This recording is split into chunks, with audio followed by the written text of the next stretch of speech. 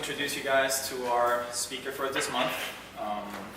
He's been a member at Access for almost 2 years. He's also like one of the most creative guys here in this space. Actually, everybody that comes through his office is like, oh, what did this guy do? He's a musician and everything. So it's really, really nice and really honored to present you to Jonathan Rosenfeld.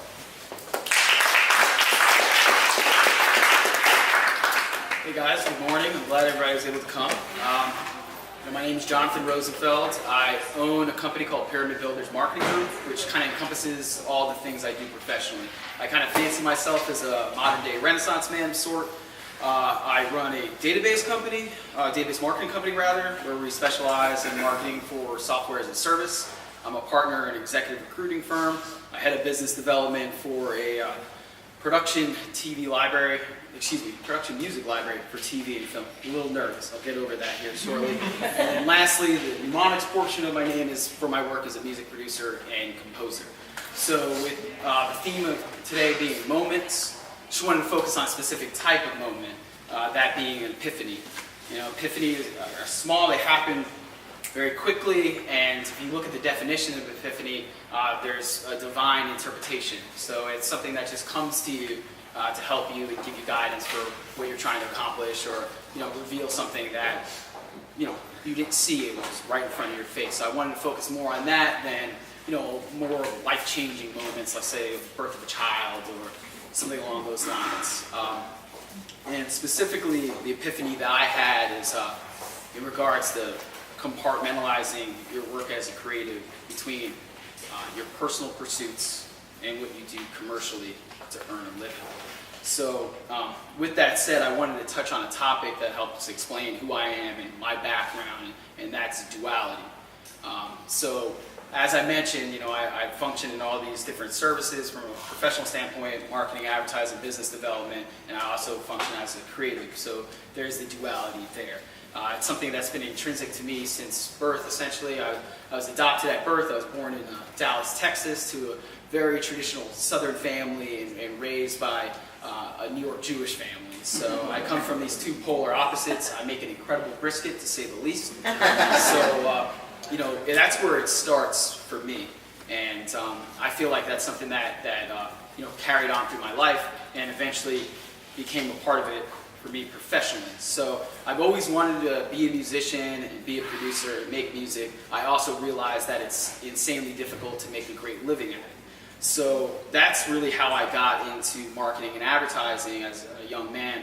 I think I was about 19 when I first started selling ads for Rolls-Royce for print advertising. So if you own Rolls-Royce, they'll send you a magazine, and there's guys like me that would sell those ads. So I did extremely well with that, where I was like, you know what, let me build out this part of my life to fund my creative pursuits. So I've released close to 10 albums now, 9 of which were self-released, and everything you see from the events, music videos, art, promotion, and everything like that was fueled by my work in marketing, advertising, sales, and executive recruitment. So that's where that duality comes in. When it comes to being a creative, I never like to really, box myself in and take away from my personal expression. I wanted to, call the shots as far as what I did creatively, and it worked for a lot of years because the mediums that I was using. I was trying to sell records and sell tickets, for lack of better, so it was more important just to do what I wanted creatively and then reap the benefits from that. But I realized that limits me in what I'm able to do. There's a whole other side of the business where you kind of have to put your ego aside and really just do the client work.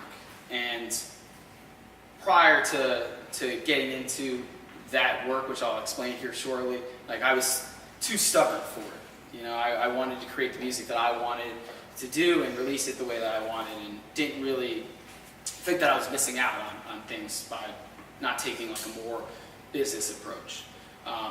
But about 4 years ago, I got into production specifically for television and film. It's referred to as sync licensing. Essentially the music that you hear in the background in media. So, and that encompasses all of it. I say film and TV, but that's really like a loose term, as it also applies to video games and web stuff and the whole gamut. When I first got involved in it, I was basically just repurposing music that I had already made. I'm high volume in regards to that. Last year alone, I made over 300 songs. I'm always consistently working, and initially I was just making the music that I wanted to make, and then just try to fashion it to whatever projects that I got assigned to me in the whole licensing world. And I had relative success. I would get my statements from BMI, and I would land deals and everything like that. And it was great, but it wasn't to the point where it was really changing my life. It was good passive income in addition to what I was seeing from sales and streaming revenue and the events I was doing, things of that nature.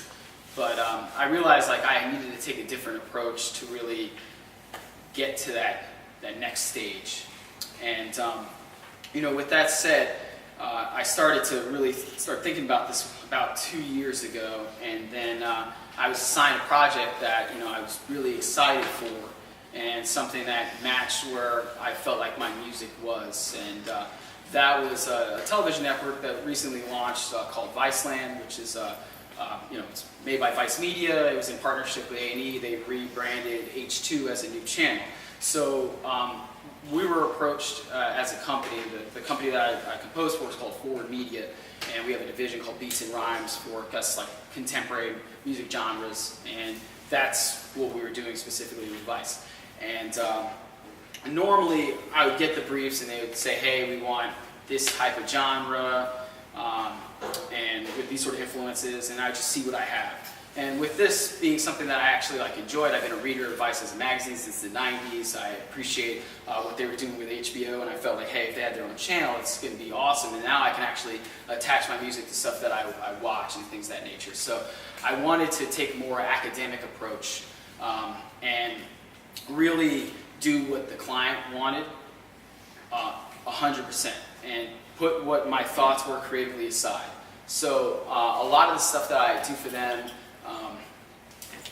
they do a lot of travel-based shows, for lack of other way to phrase it. Excuse me. So a lot of it was regions that I don't have familiarity with. For example, China, Middle East. I'm American. I don't know how to play a Chinese zither. I don't know how to play some of these Arabic instruments that are a part of their music, and they wanted contemporary interpretations of this. So with that said, instead of just doing what I normally do, I really took the time to understand what goes into making these specific types of music. How can I go ahead and interpret it into the genres that I work in, which would be hip hop, R&B, rock, soul. I also do a little drum and bass, trap, that sort of thing. So with that said, I really dug deep, and I worked very hard over the course of about 4 months to do music for about 6 or 7 of their programs. And when I turned the music in, I didn't know exactly what would come out of it, but I felt like, hey, at least I made a change. I tried to do something a little different out of the norm, as I would like to stop doing business-related things that I do and just focus on making music professionally. So anyways, so to get into where we're going next with my whole speech here, one thing I want to let you guys know, as far as this type of work, there's this huge delay from when you do the work and when you see if it gets used. They don't tell you if it's going to get used. 6 months later, you get it on a statement. It's like, oh, wow, okay, great. I did something for NBC, or I worked on the NFL Network. I did music for the Oscars. There's these things that would be nice to find out when it actually happened, but that's just unfortunately not how the industry works. The difference with doing the Viceland stuff is that it just launched. I know the shows that I worked on, and they were all first-run stuff, and all I had to do was watch the channel. So when it eventually launched, I was very excited. I was like, hey, I made like 80-something songs for this. Let's see what actually gets work out of this, and go from there. That first month was absolutely terrible for me because nothing got used. And I'm like, wow, okay, so I totally changed my approach, and it didn't necessarily reap any rewards. Like, I felt like it was pointless, and it got to the point where I'm essentially like hate watching the channel. I'm like, oh great, okay, what's the show? And I'm listening. I'm like, that's not me. So, about a month after its launch and all this negativity, I came down with the rotavirus because I have a child that's under 2. At that time, he was like 8 months. My mother broke the diaper genie, and needless to say, it got me very sick. So over the course of like 2 days, I lost 8 pounds. I didn't sleep at all. So I watched a lot of TV. And, it was about 4:30 in the morning on the second day of this. I couldn't even keep down water. It was god-awful. It's like 4:30 in the morning. I'm watching TV. I was like, you know what? Let me put on Viceland. And it was a show called Wong's World, which is hosted by Eddie Wong, who he's an author, a restaurateur, I guess a food critic of sorts, and he's been working with Vice for many years. And I was like, all right, I'll watch this show, And it was more of the same. It's like, oh my God, okay, I know I worked on this. I know the episode. I know I specifically made music for this, and I'm not hearing anything. And I'm just so negative and cynical, and I just feel it just going through my veins. It's like, oh God, I'm sick as a dog, and it's more of the same. So why did I take this approach when I could have just making the music that I want for myself? So this is a 30-minute show, and lo and behold, my hatred for life is at an all-time high. With a minute and a half left, they played one of my songs in its entirety, which in the case of music licensing, that's essentially how you get paid. It's for duration. So not only is it getting used, it's getting used longer than it normally does. I usually see 15 to 30 second hits for what I do. So I was like, oh my God, okay. Maybe I jumped the gun. Maybe I need to learn something in patience. And then I had this epiphany of sorts, from my weight loss and insomnia. So it really just gave me the perspective. It was like, okay, yes, you need to separate what you want to do intrinsically versus what the client wants in these instances. Also, it helps to have a little bit of patience, which I'm not necessarily known for, as you could tell. But the point is, after I saw this, the next day, I'm still sick. But I'm like, you know what, I'll watch a little Viceland. They make me feel good. I had that little moment. 2 shows feature my music that day. And it started to snowball after that. And now I get a tremendous amount of work from them. I'm always working on stuff for Viceland, but more importantly, the music supervisors that take a listen to my stuff also saw the difference. They're like, okay, this is music specifically made for this medium. This is not Numonics' music repurposed to fit this. And it all goes back to that sense of duality that I've always had about separating my creative and my, I guess, traditional business life. Whereas this whole project that I undertook showed me the value of taking that approach also to my music. I can do commercial work that I'm not going to release, that I can make a nice living from and be proud of, as well as the stuff that I would do, for my artistic expression and, my own individual personal pursuits. So that was the big takeaway that I got from that, and it led to just an awesome year for me where I was able to compose for the Rio Olympics, for NBC, a lot of different programming for cable networks, movie trailers, documentary film work, stuff that wasn't being brought to me before, because I guess everybody saw through my my veil, I guess, of how I did my work. I just used the worst analogy there ever. So moving on, the whole point is that I took this approach. I got really cynical about it, and I was too early to feel that way, and then forcing myself to watch this out of my own little cynicism, I actually was able to get something out of it, and it led to this little epiphany that I should take this sort of approach. And that was an important moment for me. And in the last 2 years, I've just seen such growth in terms of what I've been able to do on the commercial end with my music. I've done a number of things that I'm very proud of, but it really starts from taking a step back and saying, hey, let me take this more business-focused approach to my creative art. And from there, it's been able to yield a lot of great things for me. So with that said, I don't have a whole lot more to speak on. I hope I touched on a few things that you guys might be able to take away, because as creatives, I think we always deal with how to manage both of those things, because the client doesn't necessarily have expertise in the field that we work in, and they don't always know how to articulate what they want, but it's really our job to see through that and then present a completed product that's going to be effective for whatever the use is. So, instead of feeling bogged down by those sort of things where they can't really articulate what they want, I decided, hey, let me just get into their shoes, understand where they're coming from, and then go ahead and mold what I do to fit that. And there's no selling out to it or anything of that nature. I mean, if you're creative, you have to earn a living, and it's increasingly difficult, but it's not impossible.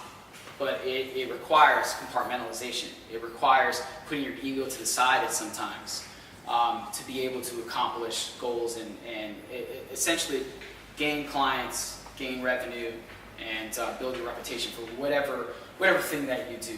Whether it's graphic design, video, if you do copywriting, it could be anything in the creative world, which is so vast. But I think it's important for all of us to understand that what we want to do personally and from an creative expression standpoint is not always the best. Sometimes it is, but you also, you need to look at the commercial side and then just find a happy medium. And that was really one of the bigger takeaways that I've had as a creative is the epiphany, rather than like first time I picked up a guitar or learned how to make music. Like, those are very big moments, but to me they're not necessarily as important to my career as the little things, like an epiphany. So that was my top moments. You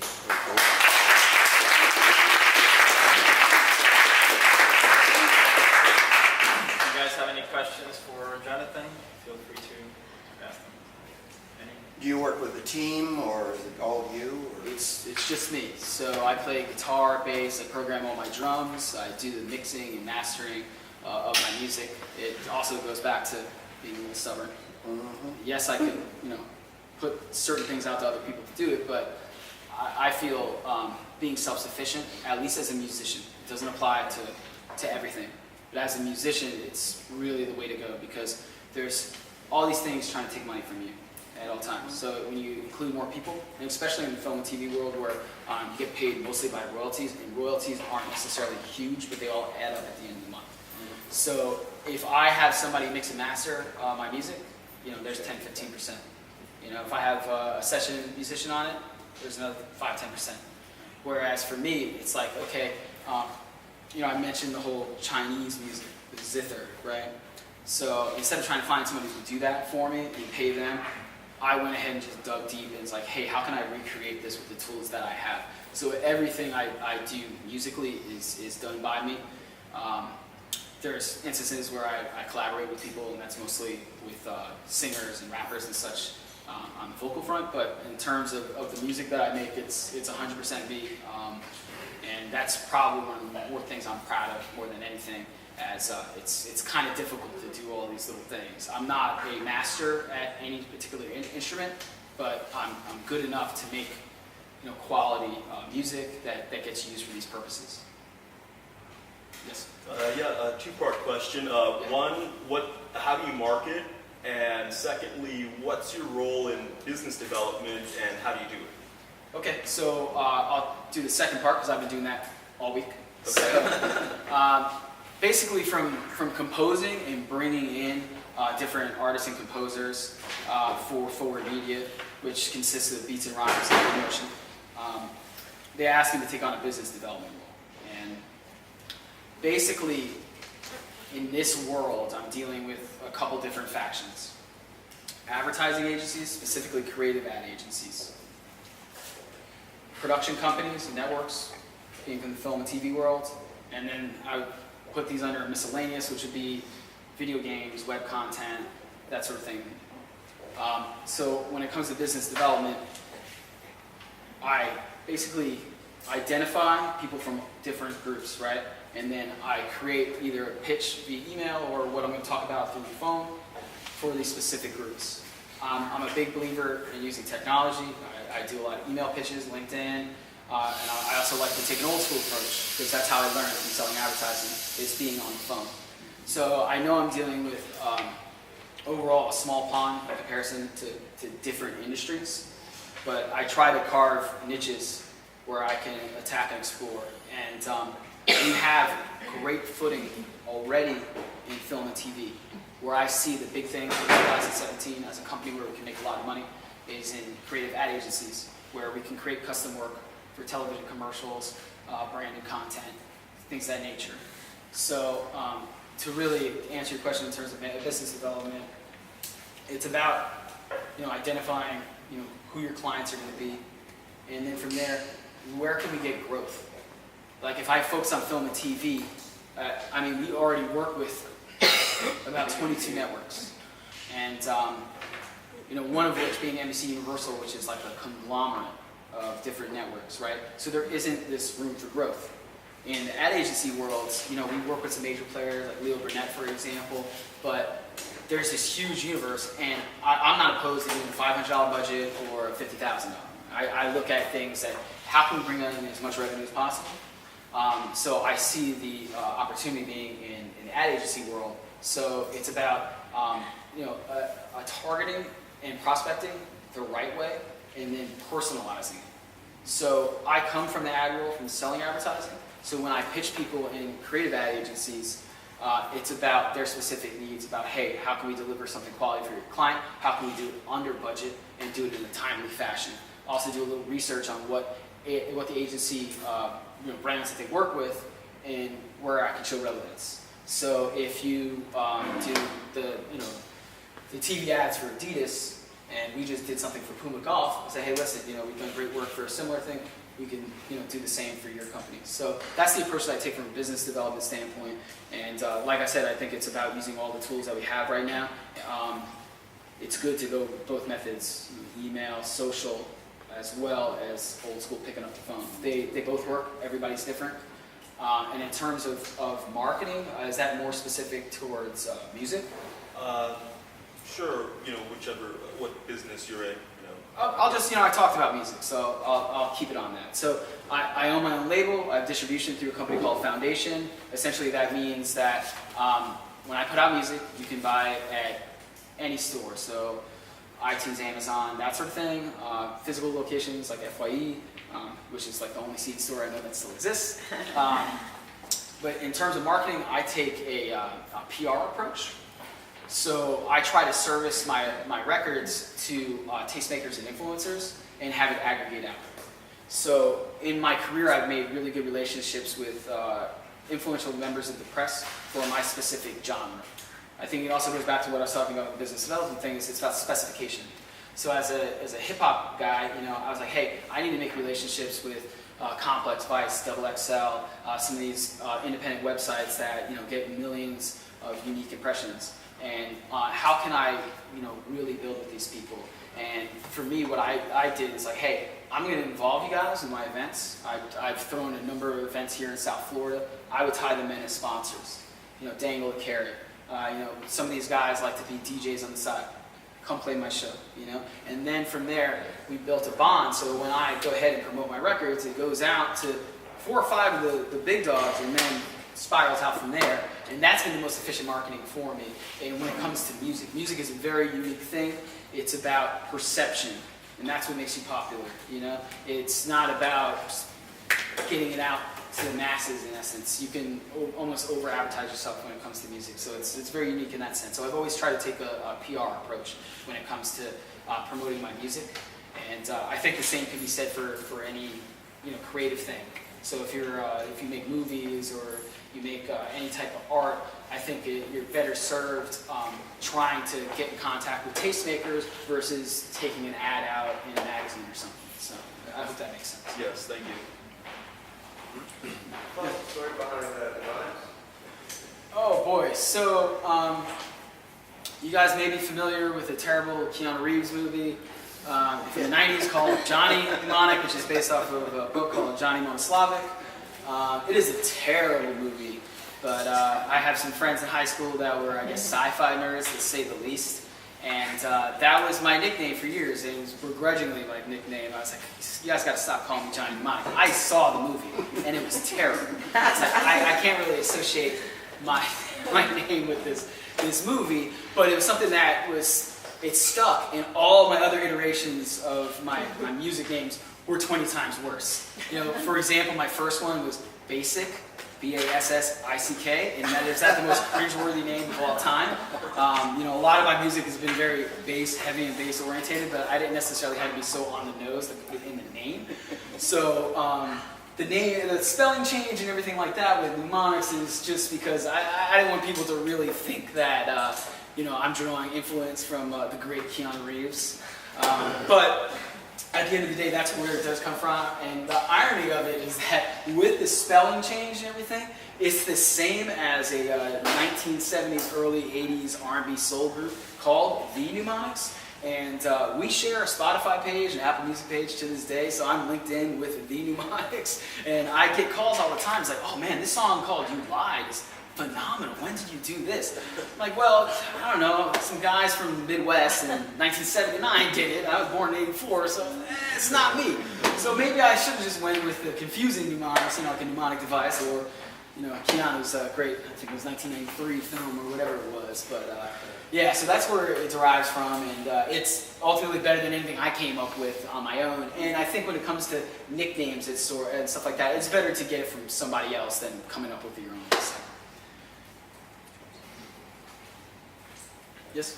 How do you juggle, you have been a year, but it feels like it's only been a couple of months. How do you juggle having a child and having a family and work, Well, that's super difficult. And I have two now. My daughter was just born 2 months ago, and my son's 22 months old. So it's about compartmentalization, and it's about efficient use of time. That's essentially what it is. So, I mentioned I do all these different things, right? So my day consists of waking up around 7. I grab my daughter from my wife. She sleeps on my chest. I do executive recruiting, so I don't have to be on the phone. So I review resumes. I send out emails, LinkedIn messages, trying to get people to get great jobs in the food and beverage space nationally. So around noon, they go to sleep, and that's when I'm on the phone to sell advertising. So I'm speaking with agencies and direct to clients and things of that nature. So I use that time from 12 to 3 when they're passed out. And then I'm a dad again from about 3 to 7:30. And then a musician again from 7:30 on. Yeah. So I think the only way that I'm able to make it work is kind of my personality. I like being able to jump from different projects. Not everybody's like that. I try to explain to people things that I do, and like, I don't know how you do that. I work my job, and I specialize in it, and I get better and better and better, and that's great. I've always been like a jack of all trades type, and I take that approach to my work, and the parenting thing. Yeah, it's super tough. Thank you guys.